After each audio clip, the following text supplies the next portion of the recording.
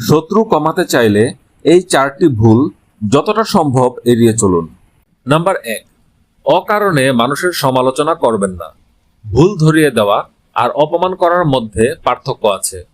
যে মানুষ সব সময় অন্যের দোষ খুঁজে বেড়ায়, এক সময় মানুষও তার দোষ খুঁজতে শুরু করে।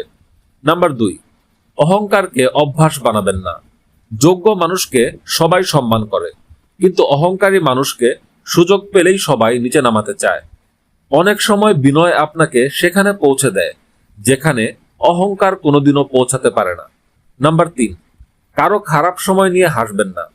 আজ হয়তো তার কঠিন সময় যাচ্ছে, কাল আপনারও যেতে পারে। মানুষ তার খারাপ সময়ের কষ্ট ভুলে যেতে পারে, কিন্তু সেই সময়ে কে তাকে অপমান করেছিল সেটা খুব সহজে ভুলে না। নাম্বার 4, মানুষের বিশ্বাস ভাঙবেন না। কেউ যদি আপনাকে বিশ্বাস করে কোনো কথা বলে, সেটাকে গল্প বানিয়ে অন্যের কাছে বলবেন না। বিশ্বাস একবার ভেঙে গেলে শুধু একজন মানুষ নয়, অনেক মানুষের কাছেই আপনার মূল্য কমে যায়।